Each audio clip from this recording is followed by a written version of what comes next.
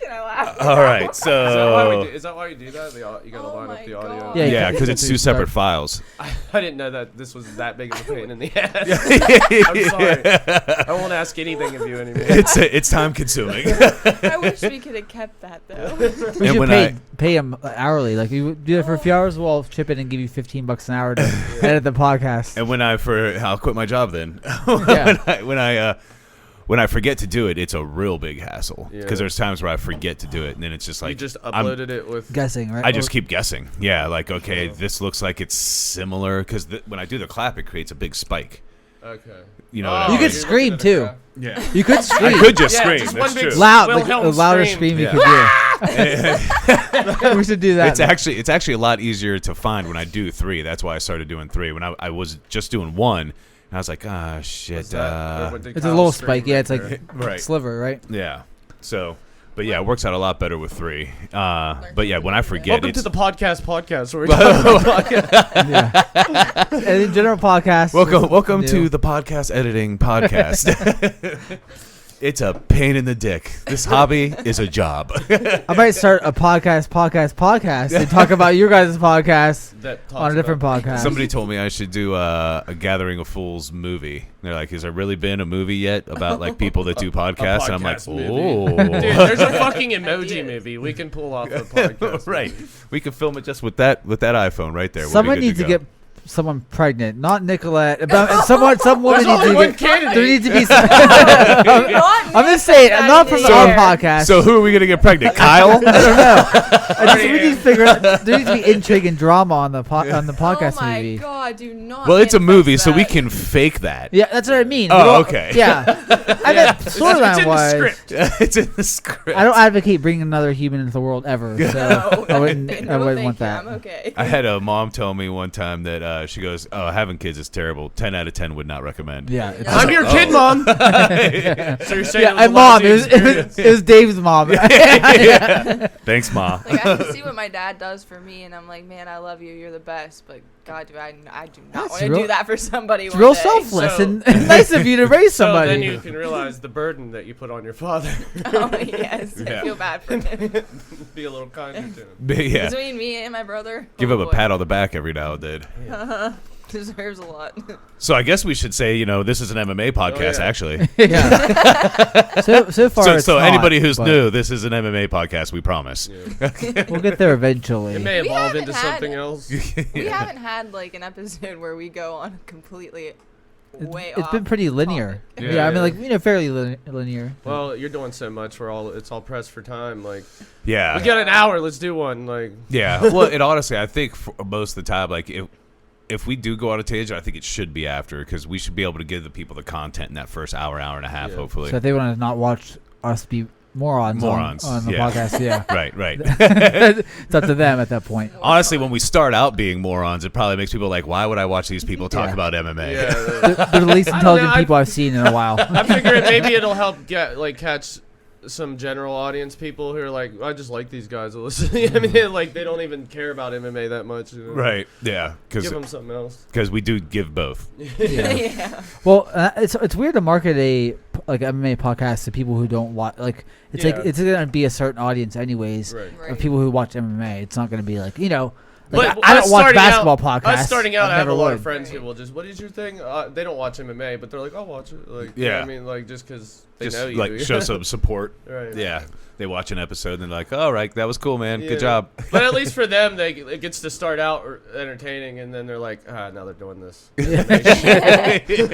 too, it's all under the Gathering of Fools page, so it's like Yeah, there's other real there's- podcasts you could watch with you. in there, Yeah. in there, but that's just like if people want to look at it, like it's all right there. So Yeah. But if they're not into it. and like also like how do you get someone into MMA? It's so weird to even think about that because it's like Anderson Silva, Forrest Griffin. but like you got You got to show them something like just that. just dude. watch the highlights of Anderson Silva. That'll Right. get you into it. Yeah. but like they got to be willingly drunk at somebody's house, and Anderson Silva has to go nuts, and they're like, "Whoa, like, that was Yeah. crazy!" Like, and you Like get- who is that guy now? yeah. oh he's getting knocked out by No, but I'm saying oh. who is the guy that is maybe eye catching like that now? Israel Adesanya. Yeah, he's probably maybe the best striker we've seen in MMA, but I don't know if he doesn't have the highlight reel. It's not as flashy. Cody does it, dude. Like, Cody did it against Cruz. And then even the last that crazy knockout. I mean, you count that. That's the fight that got me.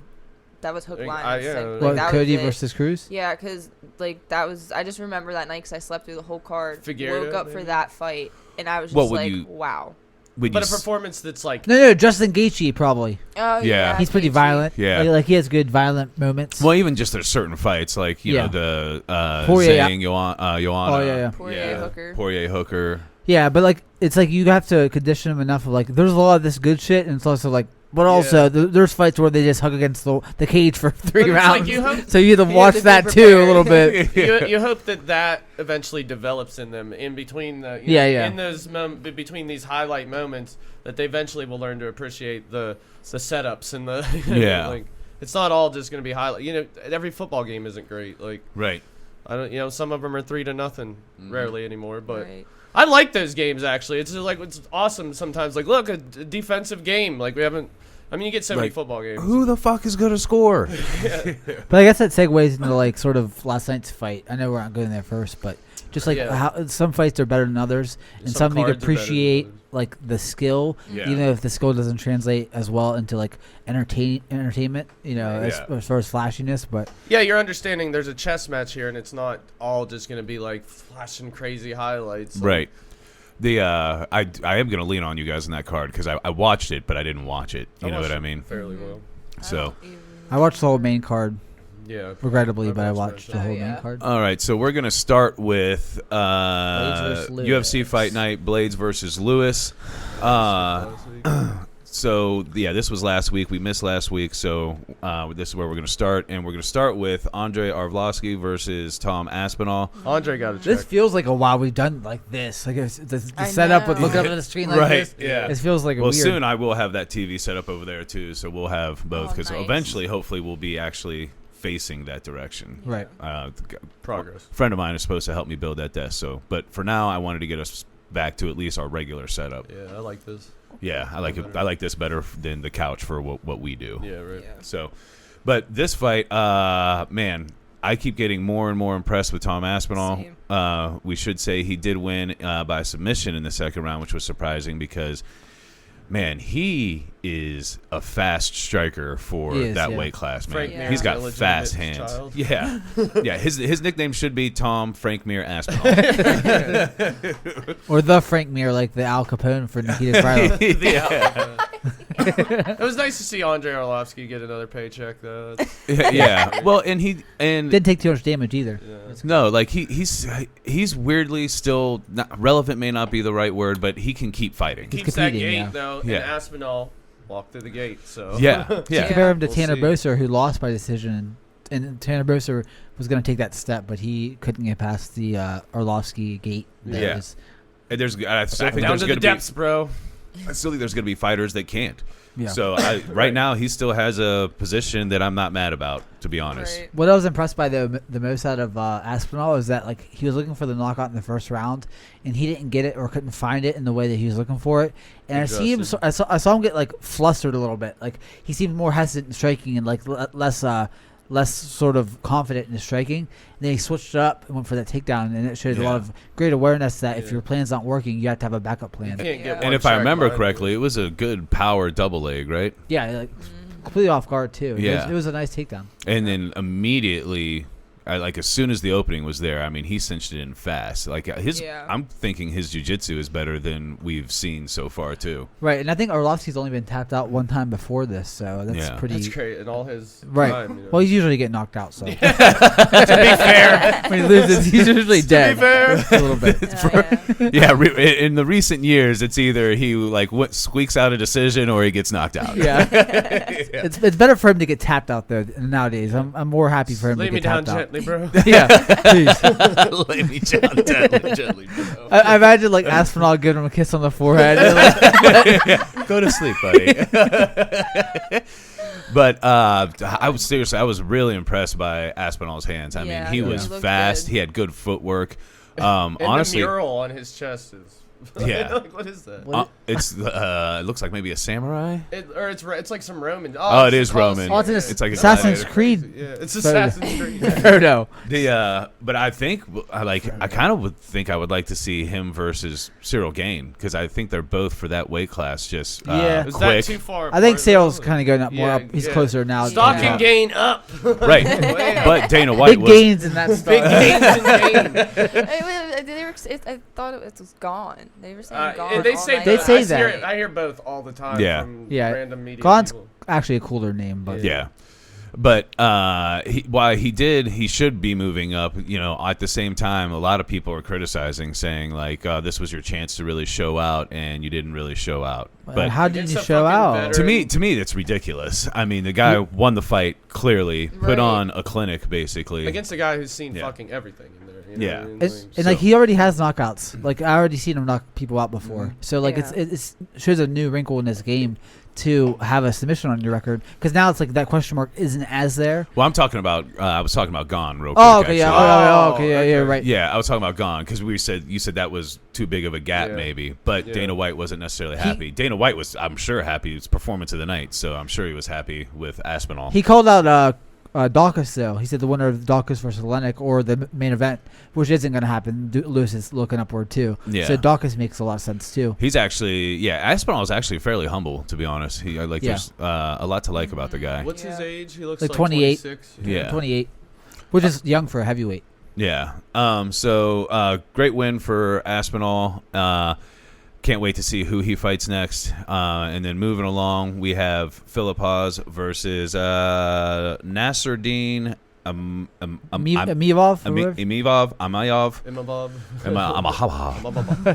But he won by Philip Haas won by majority decision. Oh man, it was bad. He looks like an action figure though, dude. He does, but unnecessarily so. He was lucky to keep getting the takedowns to take him down because he was getting rocked on the feet. That third feet, he was like zombie mode. Yeah, he was like seriously just slumbering around. That fight you sent me with the two like exhausted. Did you guys watch fighters? that? I did. Oh my god! I laughed my ass off. I said someone on my on Twitter ended up like tweeting it like a journalist or something. What is it so people can watch it? Do you remember? Oh yeah, I have the whole link copied in my head. I mean like the names of the names of the fucking fighters. Honestly, just look up. I'll just dash done.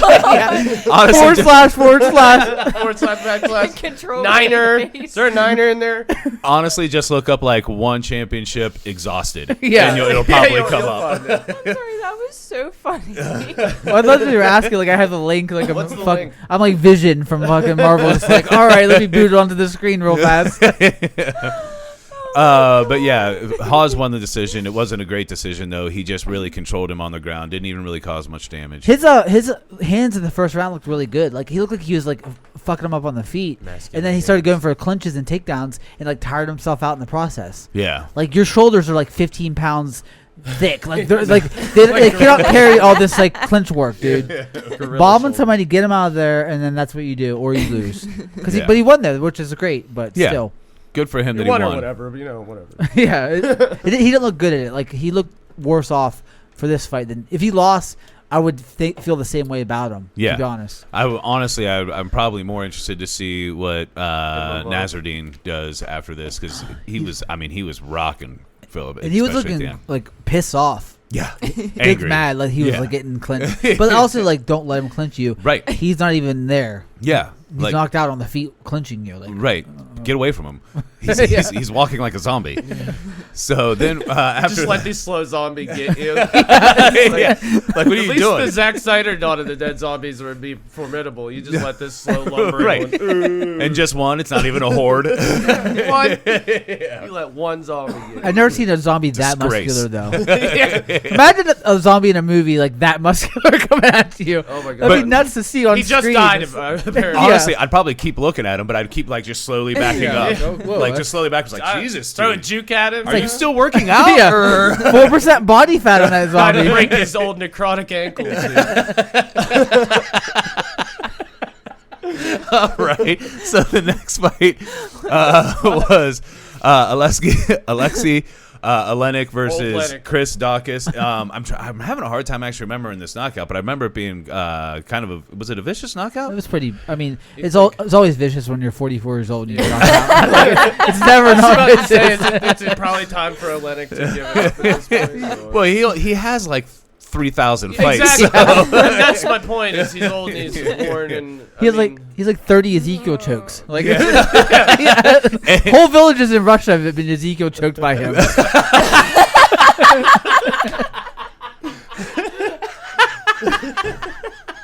Whole villages in Russia. He just goes there and just rips right through a village. Come here. He has a fucking 15-year-old like teenage kid getting them out. Like he's Santa Claus and kids are lining up to get Ezekiel choked from him. Come on. Come sit on Uncle Olenek flap. It's gonna toughen you up. Oh my god. I'll loosen you up, kid. So my abs hurt. And honestly, Alexei has. For having that many fights, he has no striking. No, it's whatsoever. He literally just throws this one overhand right, and he ducks real far down before he does it too. What is this? It would have been kind of unfortunate. Wait, if Showtime's Lewis lost at to him though. But he literally ducks real far down and then throws it. It's like, yeah, I know that's coming. I think he rocked over him with that. I think he rocked over him a few times with that. And they're fast forward to you like you rocked him. Well, that's the other guy that has 3,000 fights. So. Oh my god. But like he should have done this to Olenek. Like he should have knocked him out in the first round. Right. Yeah. It's what should have happened. So like it's hard to say like, oh, I'm impressed by him. Like that's what you should have done.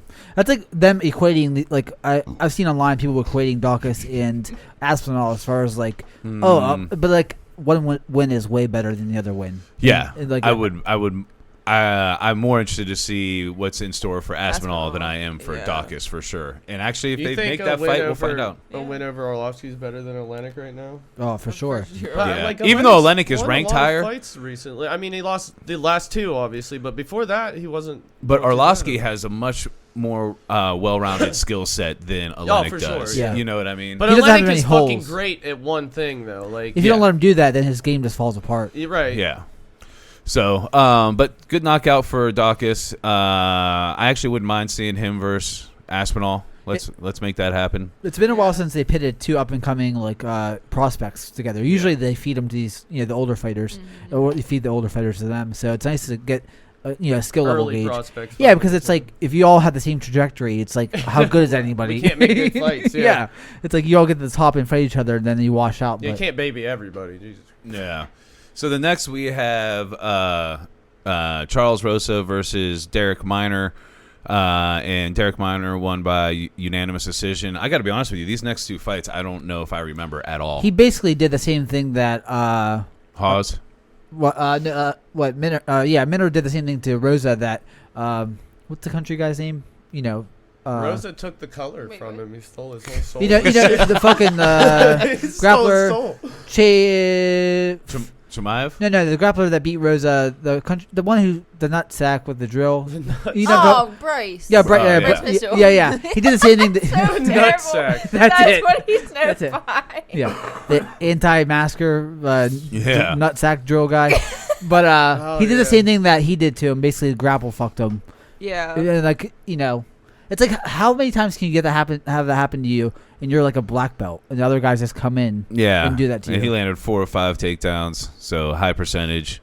They should be able to call people's black belts into question. Yeah, I mean, eventually. They really should. Hey, we actually got to take this from you. Yeah. You're going back to purple? Yeah. I like the idea of this Junior Santos get knocked out one more time, and they're like, well, actually, we're going to take your black belt too, because you just get knocked out over and over and never grapple ever. You've never even showed interest in the ground at all. Right. You don't respect us, obviously. Obviously I wasn't very impressed with this fight because I don't even really remember it. But hey, good on you. Bad on him. Yeah, and bad on him. So if you watch these fights, start a podcast. Yeah. So then after that we have a women's bantamweight bout. Ketlin Vieira versus Yana Kunitskaya. That's Mrs. Thiago Santos. Her. So her first fight in the UFC, they fed her to Chris Cyborg. Yeah. So and she didn't do terrible at the beginning, and then Cyborg started landing punches. But this was a pretty good fight. It was a robbery, actually. I thought Vieira won that fight. You do? Really? Yeah, yeah, because literally the only reason why I think it was 1-on-1 going to the last round, but Vieira had top control. Yeah, Vieira had top control for the full last round, and towards the end, Yana reverse position in literally the last 10 seconds landed a few bombs. That's pretty heavy one side. That seems pretty one-sided. Without watching the fight. Believe me, guys, this is how it happened. I ain't making it up, guys. Brandon knows, and he's gonna be so critical. So did she land women. 200 strikes in one round? Yeah, she bombed 200 strikes on her. The last 10 seconds was 215 strikes landed on her. She Goku'd her. I think maybe you weren't paying enough attention here. Yeah. I'm telling you, it was one. Look up the scorecards because it was 1-on-1 going to the last round, and she had top control the whole round, got reversed, and she landed a bunch of good punches, maybe about 4 towards the end of the round, the last 15 seconds, and won the round on the scorecards. Yeah. But she was controlled the whole round. So she stole the one round. Yeah, she stole the last round with basically a flurry at the end, which is how it happened. I liked that. I thought it was a good fight. Yeah, it was a good fight. It was an interesting fight. Kunitskaya is tough, but she's also Russian, so it's what's that supposed to mean?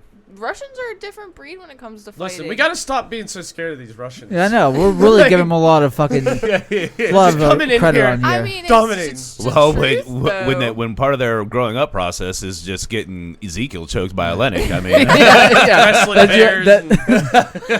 Fucking Bryce Mitchell would fuck any Russian up on this card. Can you Ezekiel choke a bear? Yeah, if not, we don't care. I like inviting him in to mount the bear. Come mount like the bear. Just climbs into the mountain. Come here, bear. Come here, bear. I like the idea of it's sort of like a vampire thing of come in, or you gotta invite me in, and then it's no, I'm fucking trapped.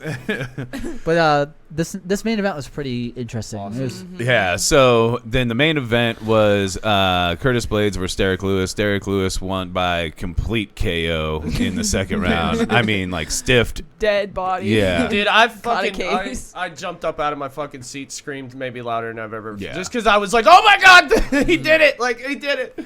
I couldn't believe every one of us were like, man, he's probably going to get wrestle fucked. Yeah. But everyone asked me. I said he's gonna get wrestle fucked. And it's one of those things where if you make a prediction of somebody who doesn't watch it and you get it totally wrong like that, and the guy just dies in the cage, it looks like it's you got it so wrong. But also, anything. There's a reason why the odds were the way they were. It's just right. a individual wrestler versus Derek Lewis who has huge holes in his game that he can be exploited. Looking back though, it kind of makes sense with how big Lewis is. It's could Blaydes really get a hold of that man and manhandle him? Well, the thing was Curtis Blaydes actually didn't really have good entries for his takedowns. He wasn't setting him up well. And Derek Lewis, his defense was, if I see you going for a takedown, I'll punch you in the face. Right. Well, I think he planned that uppercut. He's I think he was waiting for that moment. Mm-hmm. He was. He even said it. He said that was kind of the plan.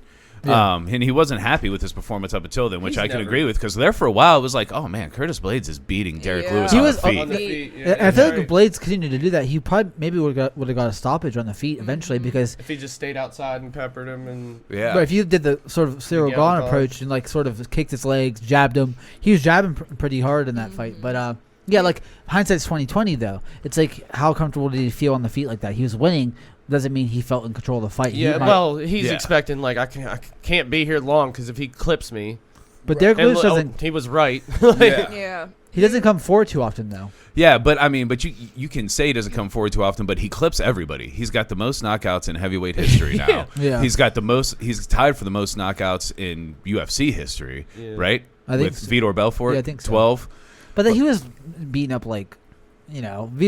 It's weird to compare eras like that. Vitor Belfort was beating up even weight classes. It's fucking early UFC guys. Well, to have the most knockouts in heavyweight history is just crazy. Because I'm sure eventually Francis Ngannou is going to probably hold that. Well, that's the other question. Who do you I think there's the talks about who do you think hits harder, Derek Lewis or Ngannou? Yeah, Ngannou.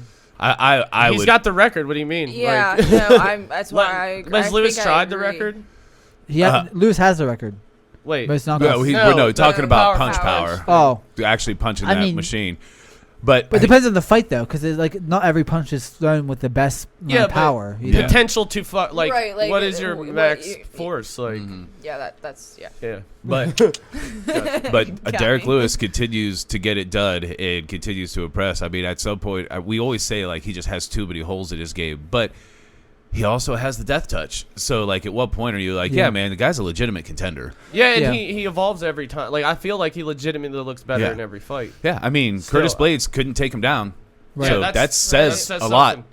But if you compare even Nagano performances against Blaydes, like, he killed Blaydes dead. And Nagano knocked him, he like TKO'd him and like rocked him and like had him stumbling around. Yeah. Like, he literally like, Nagano and Lewis? Derek Lewis knocked him dead. Have they not fought? Nagano and Lewis no, they fought. did. They did fight. It wasn't a fight, though. No, it was a really boring fight. That's right. It was like, I remember Dana White was like pissed. Well, I mean, like, look, they need to do that again. And also, dude, Nagano was afraid of Lewis, it looked like. Right. Well, and actually, seriously. That's what some analysts are saying now. Like, if you look back at that fight now you might look at it differently. Like, Ngannou or Lewis knocks people dead, so Ngannou was nervous to engage with him himself. Yeah, like he's got that, but he's never been like, this guy also could do that to me. Like, well, also one thing, the credit for Ngannou is that he never got beat on the feet the way that like Lewis got beat by JDS and Mark Hunt too. Yeah. So like he like Mark Hunt stopping you and like JDS stopping you on the feet in like the last 5 years. It's like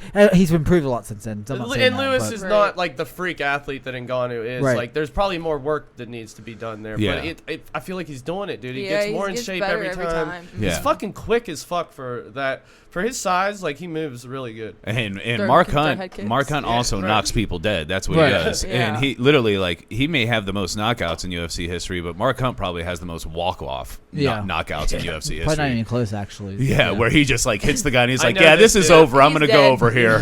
Nobody takes that. Did you see that? He said he's afraid that that Blaydes is gonna rise up like the Undertaker. That's why he hit him 2 more times. Yeah. Like he's just gonna rise up. Like what the? I can't believe people were giving Herb Dean shit about that. Like he wasn't there fast enough. He wasn't. He was kind of out of position, but like I mean, it happened. But it's going to happen. You can't be like right here. Yeah, like oh, are you gonna hit him? And people were giving Derek Lewis shit about throw the punches. Like no, dude, you gotta totally do that. necessary. No, totally necessary. And too, like Yoel Romero, Luke super Rockhold. necessary. He's just like Luke Rockhold was dead, and he's just like, nope, one more. Just to make sure you're sleeping. Michael Bisping, Dan Henderson. Right. Yeah, and Dan Henderson even say he's just like, I didn't like. I just don't like that guy. Yeah. I was gonna say something. And actually, this shows like that Curtis Blaydes was winning the fight on the feet. He landed 7 strikes. And one of them just knocked him dead. 2 were on the ground though. He was already dead at that point. He landed 4 strikes before that. I mean, it's strikes in a bot. Right. The fight wasn't over yet. You got to count them. But I was super happy for Derek Lewis. Yeah. I even said right before the fight started, I was watching it with my friend Bean, and I was like, I really hope Derek Lewis wins this fight, but I don't think he's going to. And then I was like, whoa, Curtis Blaydes is trying to stay on the feet, it looks like. Then I was like, but he's beating him. Yeah. What is this? Like, I feel like Lewis looked really deflated at some points during the striking exchanges. He looked like he's like turning his back and like walking away, like off. Lewis probably didn't feel like he was going to win the fight either. He's just like that. Like, well, he even said he wasn't happy with his performance. He's like, I just didn't feel comfortable. He's like, and then I just was like, I'm just going to wait for this one opportunity, and he got it. Yeah. But I feel like Blaydes can still rebuild. That's not the worst thing. Like Volkov came back from a knockout from Lewis and is a contender now again. So like he's young enough now that he could take a loss like that. But that trauma and that sort of knockout's brutal for your chin, you know. Yeah, because that it was vicious. He was down for a while too, wasn't he? Yeah, he was stiff, man. Yeah, he was like moaning when he came to. He was taking those deep not breaths the good while he was asleep. Not the good moaning. But good for Derek Lewis. This is probably the only fight we really want to kind of check the rankings on here. Oh, to do the matchmaking? Yeah, because we already sort of matched up Aspinall and Dawkins together. Yeah, and like heavyweight's sort of open like that, where it's just like, well, yeah, it's easy. It depends where they go with their career, but Lewis honestly doesn't have that many. He wants to fight Overeem, which is a terrible fight. Like it's like, why call out Overeem who's on the down?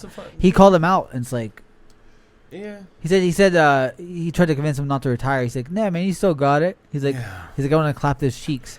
I mean, even Gane would be cool, but I want to line Gane up with Volkov, like. I think the fight I want to see. But we ain't there yet. But like, I'm not giving Lewis that fight because that's it. With where Lewis is ranked, I almost say because we pretty much know that Jones is going to fight the winner of Stipe and Francis. Maybe Lewis fights the loser of that. It's just tough because he's almost in position where he deserves another title shot, and it's like if he just waited around a little bit, he actually probably deserves it more than he did the first time. Right. Yeah. It's crazy to even remember he had a title shot because I barely remember that fight. Yeah. And it's so fast. One was going to be a wash, but you knew DC was going to out wrestle him. Yeah. But I mean, there's a few things like you maybe running back with Volkov, depending on when Gane wants to come back in there. I think the Overeem fight actually kind of makes sense if you're killing time. I don't know, man. It's a step backwards to a person who's coming off of a loss. Right, but Overeem was kind of on a little run, and like he's an older guy, so it's like let's not just banish Overeem for this one loss. Let's give him another shot. And if he could do something with Lewis, then you're back off and running. If you can't, well. All right, yeah, so it's good for Overeem, but I just think it's terrible for Lewis. It's a lose-lose situation for Lewis. Right, well, you get a paycheck. That's then the other option would be to just wait around, I think. I feel like Lewis, it's like Overeem is washed, but also if he fights long and doesn't engage much and sort of just like pot shots, he could win against Lewis because Lewis doesn't engage as much. He waits. Okay, but what's beneficial for Lewis right now? Besides Ngannou, Stipe, Jones, what would be beneficial for him? I think since we already know who's fighting for the title next after the title fight, I think beneficial for him is fighting the loser of that. That's what I was thinking. I guess. Or Gane. Gone. Yeah. But I want to line Gane up with Volkov. I think that's the perfect fight for them. I would say Gane, Volkov, or the loser for You could even Lewis. run back Volkov and Lewis. That's what I'm saying. Lewis, Volkov, Gane, or the loser of Stipe versus Gane. Right, there's four like in the runnings for needing fights this year once John fleshes out his, title shot. Yeah. And see where that goes. I'm really hoping Gane wins and he fights Jones. Stipe, Cleveland, fuck you. I love Stipe. Like if Stipe won, I'd still be excited. But I like Ngannou. I still want to see Ngannou versus. It's fun to watch, but I can't root against Stipe. It's just not like I can't. Bronco went up to train with Stipe. Yeah. Who? Bronco Busick. Yeah. Yeah. Sure. It's like every person who likes Cleveland Browns literally likes every Cleveland fighter. Yeah. Right? It's like, dude, we don't got much, man. Yeah. We need, it's like Team Jessica Team Stipe. Stipe broke the curse, dude. After Stipe won that belt, the Cavs won the championship, and Cleveland got good. So the Browns I call the Browns Cleveland because that's the real. Look at this picture. I know. Hey, it's so ridiculous. You got any myth? Yeah. So. He didn't Croom Alex Caceres. He didn't Croom him. It's funny. Good. I watched that whole fight and didn't realize who Croom was watching him fight. But that picture, I remember him now. Yeah. I remember. Well, he actually had like a decent showing and then was like awesome on the mic afterwards, like a few months back. Yeah, right. He looked like dog shit in that fight.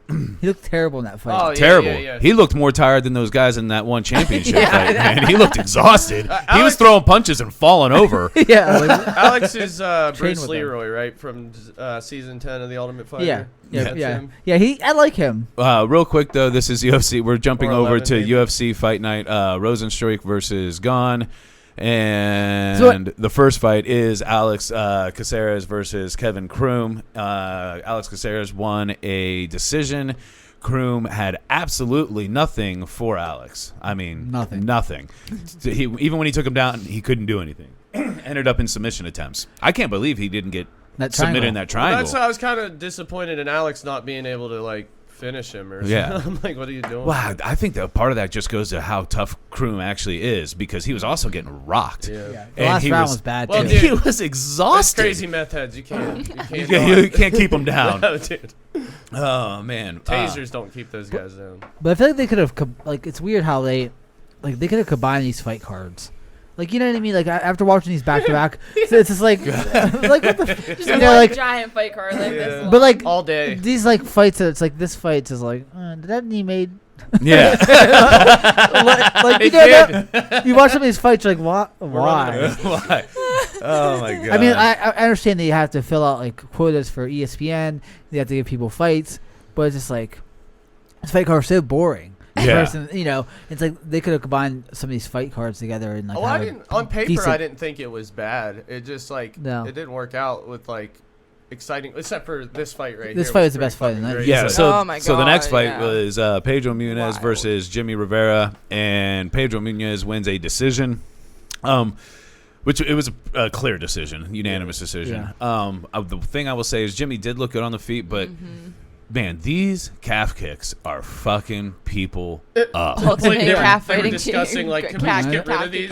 Yeah, like they were joking about it, but it's like don't even say it my question is like I'm not even sure how you end up defending it. Your leg just raise your leg all the way up over it. It has to be out of the way. Your leg has to not be there because even if you check it, it still hurts. Yeah. And like Jimmy's leg was destroyed. His knee was like purple somehow. People are gonna have to start like just taking kendo sticks to the calf all day and training. You can't though, because like that muscle. So because then you'll be out of training for like 2 weeks because your legs fucked up. Right. And if you're someone like me, my calves, like I get calf cramps really bad. In high school, I'd wake up in the middle of the night with them all the time. Don't say that. If you fight in the future, and your opponent finds you this episode, and they're gonna smash your calves in. No, they've actually gotten better. So I haven't had one in a while. So watch out, ladies. It honestly seems like the secret for every fight is gonna start being calf kicks because there's nothing you can do. Ultimate calf kicking. John Jones is like, fuck.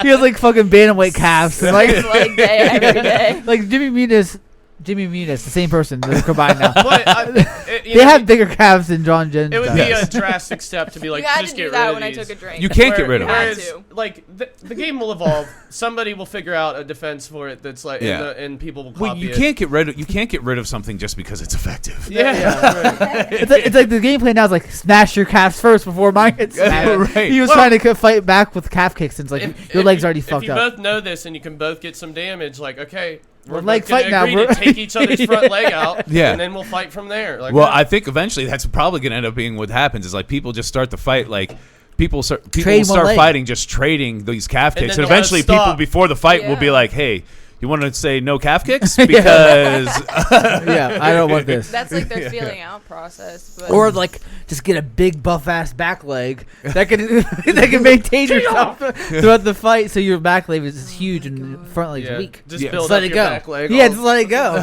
Fuck it, my front leg's gone, but my back leg is twice the size. Because it is just crazy. And like I said, Jimmy's so tough because we just saw it happen to Connor, and Connor like couldn't even deal with it at all. A little bit. Yeah, Jimmy, and he was still able. Jimmy to, was like Pedro. shaking it out and like doing what like you could tell how bad it was fucking him up, but he just kept going. They both at the end of the fight walk up to each other like, your calf's fucked up. Yeah, yours is too. That was a fun fight though. It's funny because we were talking shit on how we don't think they should be ranked in the top 10, and they should though. I admit I was wrong, honestly. This fight was better. This fight was great. You're wrong. I enjoyed it very much. First time I've ever been wrong on this podcast. How's it feel, Brandon?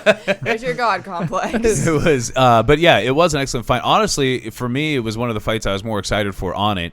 I didn't remember how good their last fight was, but I mean, they were like, what are they, 7-8 or something like that? Like they're two high-ranking guys. What a chin on Munez though, because he took some big hard square shots to the jaw. The one he had, I don't know if I can't remember if it was the first round or the second round. It was definitely the first round. He got rocked though. The one. He didn't like stumble or go, but you could see it in his eye. Like he was like, oh, it was like a quick like, that? fuck me, I didn't see that one. Yeah. But good win for Pedro Munez. Keeps him relevant in the division too. Yeah. He lost to Frankie. He should have. I mean, like I don't understand how he lost to Frankie now. To be honest, like Frankie's good, I'm but like go back and watch that fight because it's like he fucking kick his calf now. Go back and kick his calf. Yeah, that's all you gotta do. That should be everybody's game plan right now. I'm not kidding. It is 40. Fucking people up. Yeah. He's a 40-year-old calf. Kick it. But deal with it. Like I'm not. The idea of taking it away. I don't. No. Like we said, you can't take something away just because it's effective. Yeah. You just can't. People have to figure it out. That would defeat the point of it being MMA. Yeah. I feel like rules should be more open. Like there should be kicks to down, like head kicks to down opponent. Fuck it, like you put your little hand down. Seriously though. That's like the Miswasi Chris Weidman fight. Yeah, you tried to play the game when you got caught. And then they were like, no, exactly. Yeah, and it's like Cruz is a veteran, he knows. And it's like wrestlers would think twice in bad shots if you're getting knee to the head on the ground. Right. If you're in that position and like you and can't wrestling is kind of like becoming so dominant. It's like maybe that, I'm willing to open things up to see things countered, but never do I want to see something shut down. Like, well, we can't do that anymore. Right. Especially just because it's effective. That's stupid. It's not overly dangerous compared to other things. You get head kicked on the feet. Yeah. You can get with Al-Jamin Sterling, where you got knocked dead on the feet like that. Seriously, they tell me that's better than getting kicked on the ground. Right. Or it's the same, really. Or Uriah Hall in the Ultimate Fighter when he landed that spinning back kick and killed. Like I thought that guy was dead. Like, so what? Do we just eliminate spinning back kicks to the head? No. He killed that Target employee he fought on the Ultimate Fighter. Target employee. All right. So the next fight, women's flyweight bout, Montana De La Rosa versus Mayra Buena Silva. Can we not talk about this fight? So it was I like Montana. I liked her on the Ultimate Fighter. Sorry. It was a majority draw. And yeah, so whatever. That sounds exciting. Yeah. It was so good. Yeah, so sweet. I didn't want to talk about it because I don't want to go crazy with excitement over the fight. I need to reserve it for next week's card preview. So then we have a light heavyweight bout, Nikita Krylov versus Magomed Ankalaev. And Magomed wins by unanimous decision. And again, kind of a letdown of a fight. Nothing too exciting. Thank God Ankalaev doesn't have to go back and fight that guy. He had to fight Kudalaba. I think he should. What if he'd have lost and they were like, back to Kudalaba, bro? Another round of Kudalaba fights for the year. Fuck! You get 3 more Kudalaba fights this year. That's it. That's your punishment. Not one. Where was Krylov? Krylov was somewhere else for a while. He was like Russia. I think maybe not M1. I remember Rogan talking about him. And I'm like, did you call him Brogan? Yeah, maybe. Whatever. Yeah. It's not wrong. Bro Jogan. But yeah, I think he's in Russia fighting. I think he wanted to because he has a family, so he wanted to be closer to his family. That was the narrative whenever he switched over promotions. He wanted to be like not in U.S. fighting because it's so far from his family. Because it's tougher. Probably. And you could roid up in Russia. Like, no one gives a fuck. Right. Do whatever you want over there. But I feel like Ankalaev took a lot of his hype off of his name with this performance. Like I was big on him with that. I don't know if he's ready for top 5. He needs to work in some left jabs. He doesn't really throw it much. He uses that left hand like strictly for defense and haymakers rights at you. It's been pretty effective where he's at, but I'm like, dude, once you get to the top 5, I feel like somebody's going to read you and pick you apart. Yeah. He's good, though. He's a great prospect, but I just don't know if he's quite ready yet. I said last night in the chat, I think that someone like Glover is probably his best matchup because Glover's so slow on the feet and his takedown defense is good. Yeah. He's a good grappler, but I don't know if he could deal with Glover's wrestling, though. I mean, Glover is he's just old. He's old though, so it's I feel like Glover is in a good spot where he doesn't have to fight these guys behind him. Yeah. But they could knock him out on the feet pretty easily. Right. And he beat a few of that. He beat Kudalaba, and took his shots. But poor Glover, what is he gonna do? Yeah, he's the backup for next week's fight. That's good, but now it's a week out, so yeah, it's probably gonna happen. Yeah. Well, what happened? And it's just really left up in the air because we don't know what's gonna happen with that title even. Yeah. If Adesanya wins it and is like, well, I'm gonna go back to middleweight now, and I feel like he's gonna stay at light heavy if he does win. Yeah, it's more money, I would think. Yeah, more money, and for the most part, he's kind of cleaned out middleweight for now. Yeah, for a while. They could sort of get a true contender going in that division. See if it'd be Whitaker or maybe someone like. I said a while, 3 or so fights for Whitaker, and then maybe and you guys were like 3. You acted like one fight should put him right back in that rematch. I think 3 is a lot, to be honest. I mean, I think John Fitch won 7 in a row before then he lost, but he had to fight 7 more in a row to even get back close to a title shot back in the day. I just think Whitaker even kind of admitted that he wasn't ready to fight Adesanya again. So I think he even himself wants to see if he can get back there. Yeah, well, it depends how you lose. Someone like Whitaker got just fucking blasted on. It wasn't even really close. Costa wasn't even close, so this dude needs to do some work before they get back to Adesanya. Because if it's not close, it's what compelling narrative is there? And then if Whitaker struggles with Costa, it's is he ready to fight Adesanya? Right. Well, because then you see what Adesanya did to Costa, and both of them. It creates levels. It creates levels in the division. Yeah. But if he goes out there and dominates Costa, then he is the contender. I mean, he is the contender if there is one. Yeah. All right, so then the next fight is the headliner, and it's a heavyweight bout, Jairzinho Rozenstruik versus Cyril Gane. And barn burner. Yeah. A lot of people were upset with... I wasn't really. Cyril Gane won by unanimous decision, and, I mean, he put on a striking clinic, really. He's fast for heavyweight. He's got good footwork for heavyweight. Like, it's impressive. Cereal grain. Cereal grain. Cereal grain. Yeah, and it's General like when you don't want to get into a flurry with Rozenstruik, so he stood out there and picked his shots. It makes for not the most exciting fight. I thought, if you know what I mean, I would have liked to have seen, like, I want to end this, so I'm going to put him on his ass and, like, choke him. He tried to get a takedown a little bit. Yeah. But, I felt like he would have had a lot of success pushing him up against the cage because Rozenstruik was willing to back up against the cage. Yeah. Fucking pin him and start, giving him elbows and shit. But, you also can't blame him. Like, not at all. When people say, like, oh, he was just sitting back. Like, well, look what Rozenstruik did against Alistar Overeem. Yeah, right. You know what I mean? Like, Alistar Overeem was cruising towards a win and then got fucking KO'd. Well, not KO'd. Actually, he probably could have got up and finished the round, but his lip exploded. Yeah. And Rozenstruik, I don't know what he's doing because it's like, when he was on the attack in the very rare moments, Gane was giving it to him. He's backing up. So it's like, keep go pushing. After him, dude. Keep pushing him. Yeah. He wasn't even trying to do that. So what incentive does Gane have to, like, push forward when I can stand out here and pick you apart with shots all day? Yeah. And it's crazy that Gane only has 3 years of Muay Thai experience before MMA and 3 years of MMA experience. That's nuts. Yeah. He's got, like, 8 fights. Yeah, and he has less than 20 fights in pro combat altogether. And he's small.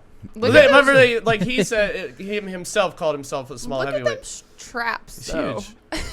He's tall. Yeah, I mean, Jesus. His traps. Like, how good is he going to be in 15 fights? Because seriously, he's this good now, and he moves like a light heavyweight. He already moves like a light heavyweight. He already has better footwork than most of the heavyweights. Like, he's going to be. His jab impressive. He's a problem, and he has ground game. Yeah. I mean, it's not like it's not the most developed, but the fact that he's shown that he wants to go for submissions, takedowns, and not just because you think about this, like the fight footage we have of Rozenstruik, never went for a takedown, never showed any fighting prowess on the feet on the ground, and now Gane has that sort of dimension to his fighting game that he could show that when he needs it.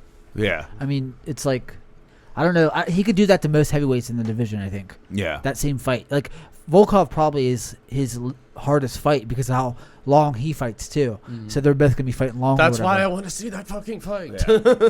Well, yeah, I won't even go to the rankings. Like for God, I think Volkov or Lewis makes the most sense. I think he makes Lewis look stupid. Really? I think that's a possibility. Yeah, because like Lewis. Yeah, for sure. But he could also get knocked out. Yeah. Yeah, for sure. We don't know what's gonna happen. No. Yeah, we got to stop thinking like, well, Derek Lewis isn't good enough for this because he proves us wrong quite often. And like every week there's fights. My girlfriend's like, we should put money on the fights because I don't know why she cares, but like she doesn't watch them.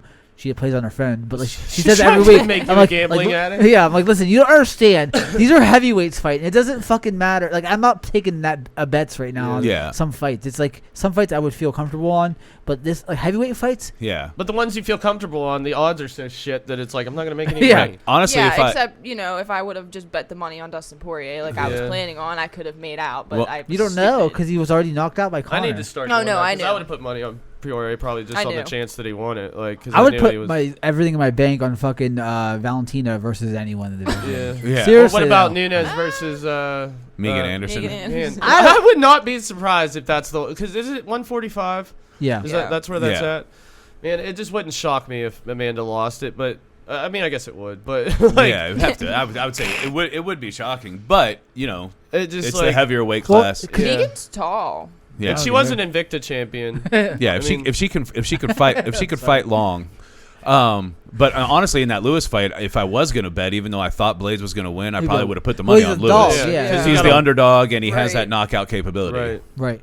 But I mean, like with Megan Anderson versus like Nunez, like I think Nunez will win. But they've seen fluky fights. Like remember when John Jones had his toe destroyed by Chael Sonnen? And he was like 15 seconds away from losing his title on like a TKO from his toe being mangled. Yeah. So shit like that happens in MMA all the time, where like they like tear a muscle. Yeah. Like what can you do about that shit? Yeah, it's like you can't predict that, and like I don't know, it's a lot of money to throw away on something fluky that you can't predict.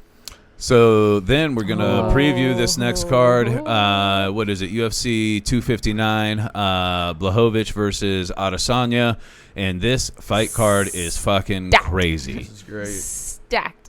This is nuts. This weekend is gonna be the shit, dude. And even like the first Carlos Ulberg versus Kennedy. That's Izzy's teammate. Yeah, he won the contender series. He's really good too. He's really Kai Car France is on this card. Wow, he's all the way down it too. Holy like shit. it's really like this is one of the cards where you watch the prelims, you watch everything. That's this your is day. A fight day. Yeah. Jordan's even fighting like Tim there's Elliott. a lot. Sean Brady's fighting Jake Matthews. He's undefeated. I heard he's pretty good. I don't remember seeing him fight, but Jake Matthews is a pretty known fighter too. Like he's not like a newbie, you know. Yeah. I'm really excited to watch Jordan's fight. So Askarov is on the prelim with is that a prelim fight? Yeah. I mean, not that Benavidez is like tops of the division anymore, but I mean he is probably Brandon's actually favorite fighter. Who, Benavidez or Askarov? I'm just glad there's not Asker anymore. He was fired, so I'm glad that happened. There was an Asker. They signed to Asker, then they released him because he failed like a medical or something like that. Well, like I'm excited for this card because it like the things that will come spinning out of it as well. Like, there's a lot, yeah. It's gonna move a lot of needles and shit. But like even Yadong Song is like really he's a good fighter. Cruz is a prelims main event. That's how stacked the card is. Because the rest of the card is what? Yeah, Cruz is the prelim. Yeah, they asked him like how he felt about that, and he was like, "I don't have an ego." It's like, only when like the referee fucks up. I don't have an ego. Yeah. I like funniest joke in 2021. I like anytime I see a referee fuck up online, everyone's always like, he smelled of booze and cigarettes. Any bad referees. I think that's such a tough job. The referee. Yeah, because you there is a lot of can't-win situations. You need to drink a little bit to go out there and do that. Yeah. Gotta calm your nerves. But like, why would cigarettes be a thing? Like you don't like smoking a cigarette? You can't smoke cigarettes. He was like fucked up on cigarettes. Like I can't referee. I've had too many cigarettes. Too many today. cigarettes Nick to Buzz. see clearly. Yeah. All right. So what fight do we even want to start with talking about here? Eurus Medic versus Alon Cruz. Maybe no. Just two random names. I don't know who they are. Askarov versus Benavidez is a clear start. Yeah. Honestly, in that fight, I would say that I see Askar winning that with basically a lot of ground control. Yeah. Benavidez looks. I hope Benavidez wins so he can retire because this demon may haunt him forever, and he may just keep getting his ass kicked. Yeah, because he did not look good in his last fight, obviously. Yeah, and he's adamant on like I want to go out on a win. Yeah. I mean that's a decent opponent to do it. If you win that fight, he's undefeated. That guy's undefeated, and I think he's in the top 5. Yeah. So if you win that fight, it definitely looks good. But it's like, man, you're just chasing the dragon here. Yeah. But honestly, I really don't like his chances. I remember the last time we saw Askarov fight, and he was dominant on great grappler, man. With a little bit of power in his hands, it seemed like. And I don't see a route of victory for Benavidez in this fight. Like he doesn't have stopping power anymore. Yeah. But I think he stopped. Last person he stopped was fucking Alex Perez. He knocked him out, which is nuts. Yeah. And he's got no length to offer. Yeah, I mean Askarov's like long. He's and a lanky. Yeah.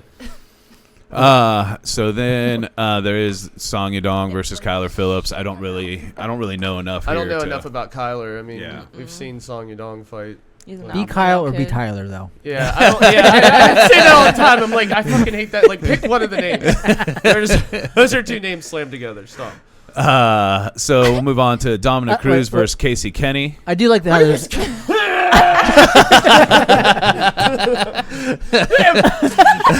SpongeBob. What is this? I don't know. I'm getting rid of it. It's distracting. I do like how there's Askarov, who has a redundant name, and there's Kyler Phillips, who has names smashed together as names. Like, what's these different fucking names there? And then your dong. So Dominic Cruz versus Casey Kenny. I kind of have a hard time going against Dominic Cruz here. Yeah, I mean, because I want to see him in the mix for titles and shit. So I actually like Dominic Cruz enough. Like I kind of don't like him, but I kind of like him. It's one of those things where I root for him because he's been through so much injury wise and shit, and it's like he legit is probably the best in his division ever, overall. You know what I mean? Like overall legacy and shit.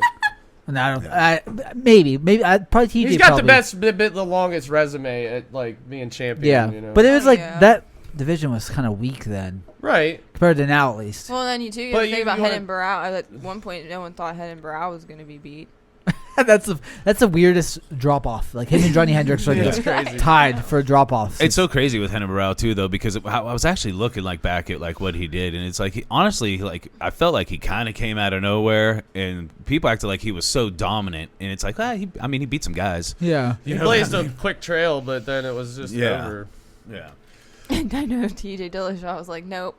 So then we have Thiago Santos versus Alexander Rakic. I'm saying Santos here. Yeah, you think so? Yeah. I mean, Rakic has that grappling ability, but I hope Santos has learned from not just laying on his back. You know what I mean? Plus, he's come back from injury too. Yeah, I hope Santos is fitting well enough. Because I think that may have been a little bit of what happened last time. He's a little rusty, coming back from injury, and not really in the best shape. I'd like to see him come. Because I mean, ultimately, I'd like to see that guy be champion. But it's weird that the guy knocked out's headlining as for the championship, and he's on the undercard. Yeah, that's pretty. Yeah. But yeah, so I'm hoping for a Thiago Santos win there. Can I see Rakic just controlling him in the grappling? Yeah, he's good, man. Yeah, but I think I hope Santos wins too. I'm going for Santos, but it's like. It depends on the game plan for Rakic to come up with, if he's going to strike with him. Yeah. It's a fucking great fight. And again, Santos is one of those people with that power that, like, if he just catches him before he has a chance to grapple him, that could easily be fight of the night, though. Yeah.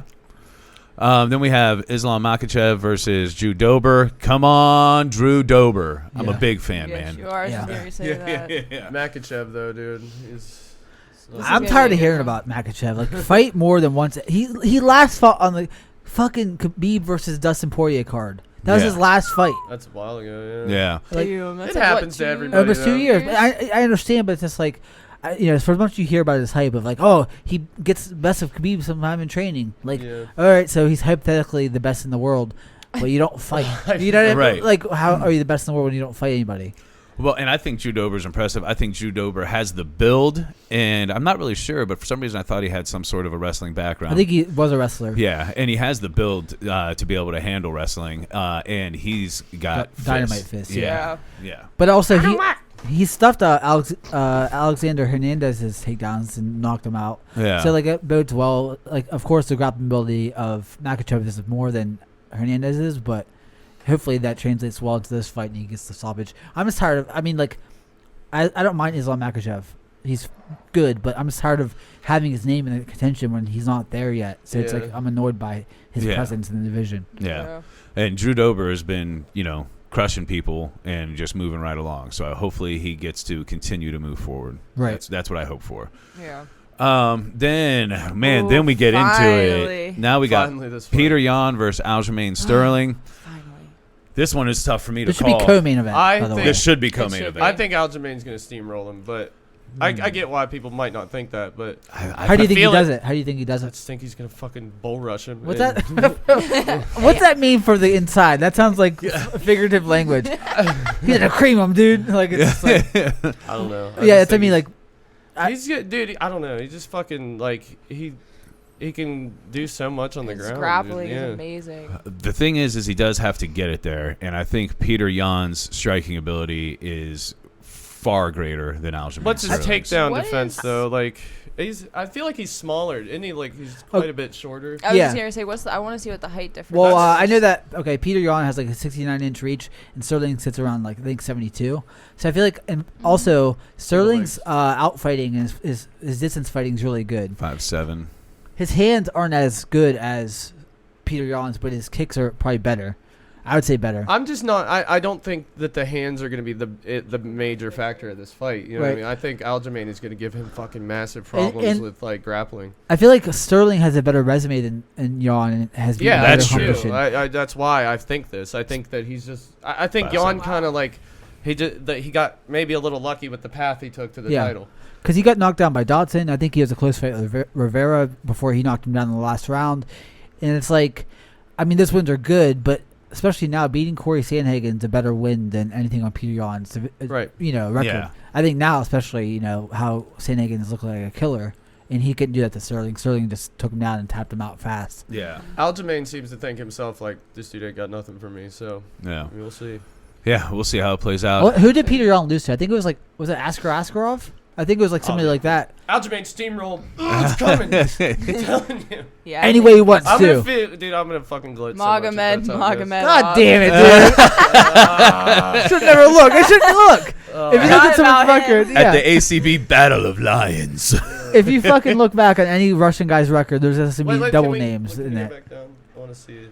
Oh, that was fun. So yeah, Faber. Yeah, dude, like shit. Jimmy Rivera. Jinsu's son. Yeah, like what is it? This resume. That's what I mean. Those top 3 are okay. Okay.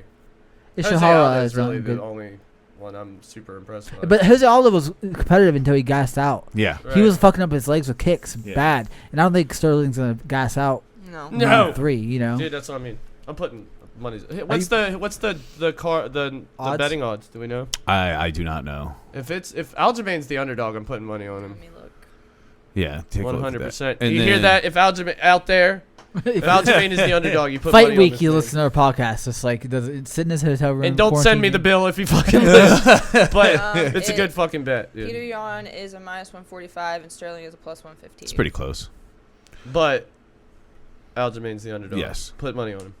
So then we go on to Amanda Nunez versus Megan Anderson. I've got to say I'd put my money on Amanda Nunez. Yeah, part of the reason for that, shit.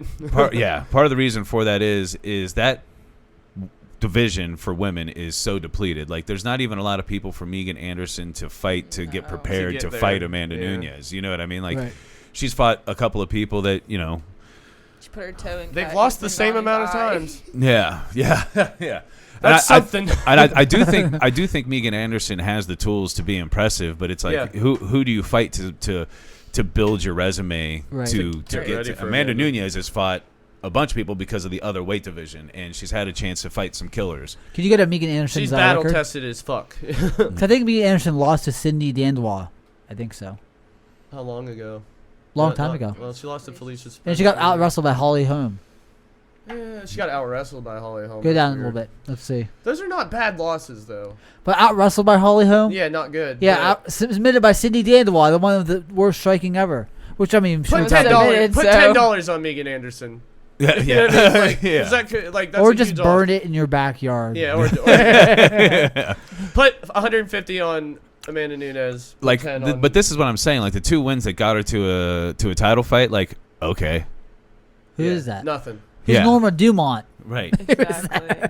Right. It's like so But it does have some makings. Of she did beat Kat Zagano. Yeah, she put her toe in her eye. Yeah, she had kicked and her toe caught her eye. Still kicked her. Still kicked her in the head. Shouldn't have had your eye there. Right. Still kicked her in the head. I mean, if she trimmed her toenail, she wouldn't have won that fight, though. I felt bad for Kat. Yeah. Yeah. Well, plus her husband killed himself too. Oh God. So mostly the husband killing himself. Yeah. She got real dark. Yeah. I don't feel good now. It's terrible.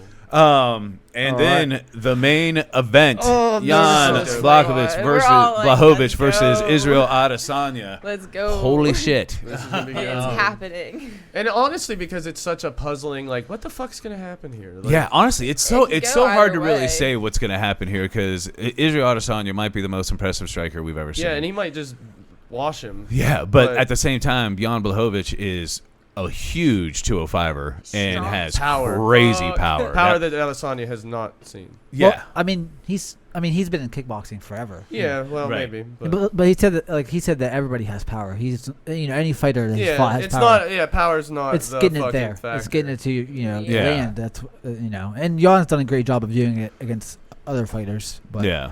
I mean, it's a big step up of striking of like Dominic Reyes. Both the Jans are on here. I was like, Peter Yan. I like how why would Peter Yan fight it? Remember, I made that mistake of I said Yan, and you guys saw it was the other Yan, but now they're fighting the same card. I feel vindicated somehow. I don't know. But this is one of the fights I've been the most excited for in a while. Like this fight gives me like butterflies in my stomach. Yeah. And again, it's just gonna shake up so much shit. Like the picture will look way different after this fight. Like. If Izzy washes out Jan and takes him out, he's pretty the man, dude. Yeah, he's the fucking he's like man. pound for pound he's the number one pound for pound. Yeah, and you got to start talking about GOAT as well. Yeah. Because this win would be better than any Anderson Silva win at 205. Yeah, like, even better than it's not even close. Yeah, not even close. And like even like someone like Khabib, like if he beats Jan and defends the title, even like he's past Khabib. He's undefeated. He has 2 titles. He's beat better competition. He has a kickboxing career that he did really well in. Like right. So it's just like it's building legacy fights at this point. If he wins this fight, it's just like cementing it. But I mean, if he loses too, it's a stain on his legacy. But he can still go back to 185 and be the best ever there. But and then if Jan does win, like what's next for him, Glover? But that you got to step down though. It's but like Glover does deserve it. Honestly, if Jan wins, it makes that weight division like actually like less exciting. Yeah, it does. Yeah, you know what I mean? Because it's like, well, it's he already beat the best guy he's gonna beat. Because really, at that point, I'm looking for Thiago to be the man. You know, like that's where I put my stock in. Like I hope this happens. With light heavyweight. And I feel like Jan's power is good, but like he's getting kind of overrated with that tagline of like Polish power, because it's like where was that when you fought 40-year-old Jacare to split decision a few fights ago? Yeah. Seriously, it's because it's recency bias in what he's done recently. But I mean, it's just like of course he's good and get better, but I'm also a big fan of Blachowicz. I like him a lot, and like I'm rooting for Izzy because I'm a big fan of Izzy. So like, I'm a big fan of both guys, which is the one thing that is great about MMA is like you have to struggle with those moments of like I love both these guys. Like Khabib and Dustin was similar to like why don't you guys lose? I was like, come on, Dustin, get it, and then I was like, no. Well, for me, I felt that more with Conor Khabib, just or Conor. Dustin. Dustin's the easiest guy to root for in the MMA. Oh, for sure. Like I just started listening to his Joe Rogan podcast. He's like generally a good dude. I listened to the Kevin Holland one too, and it made me like Kevin Holland even more. That shit about Chimaev is kind of like off base though. Like the shit he said about Chimaev, like, dude, just fight. Who cares if you have COVID? Well, he's like not in good shape. Yeah, like dude, he can't train around without getting tired and exhausted. I talked to somebody who said that they met Dustin and said he was like a giant asshole, and I was like, I don't think so. I don't know. Maybe that seems so hard to believe. Maybe he just didn't. A lot of times it's perception where like somebody thinks like I tried to talk to him and he didn't pay attention to me, and it's like he's busy as fuck, dude. Yeah. And he's a human. Like, like the nicest guy's gonna be an asshole sometimes. Right. And especially when you're at that level, you don't always want to talk to people. Yeah, it's just like, you know how many people come at me all day? Like, I don't know what I would do if I like saw. So I'd probably be real hesitant about like, do I go like, talk, or do I just admire from afar? I'd be not to be an asshole, but I think I'd get tired of it, man. I'd just be like, I don't have that social energy for this. Like, but like if it's someone like if I saw Ben Askren, like. I wouldn't be like, oh, dude, you're the best. Like, what's up, you curly hair? If I walk by him, I'd just be like, hey, what's up, man? Like, I probably wouldn't even do that. I'd be like, oh, shit, Ben Askren's over there. Yeah. That's cool. It. Keep going. It's like, that's it. No, you don't want to meet him. He's about to, like, dude, if he gets beat in that boxing match, which I think he's probably going but like, to. He says getting paid more than any But that's going to look so bad for... I don't even know why he'd do it. Because, like, if you lose like that, everybody's going to be like, you got beat by that fucking YouTube kid. And I actually expect him to. But, like, that YouTube kid's not bad. It's like no, dude. He's actually a YouTube kid. He's seriously training, and he has the money to throw himself entirely into it. Yeah. So it's like everybody acts like, oh, he's just this YouTube joke. And it's like Markiplier or somebody getting like smashed on him, like it's like fucking like PewDiePie. You know, he's an athlete or whatever. Yeah. He's not some random like dork on YouTube like playing games, but. All right. Well, I actually have something I have to get to, so we're gonna wrap this up. Can't wait for this fight card this weekend. Yeah. All right, we don't need you, Dave. We'll just use your desk and finish from we're done. Yeah, what's up, guys? So Dave just like walking around the house doing shit. He's the one that has to be here. But so yeah, I can't wait for that fight card. I can't wait for us to talk about it and talk about what happens after that fight card too. Yeah. So our chat's gonna be popping like that night probably.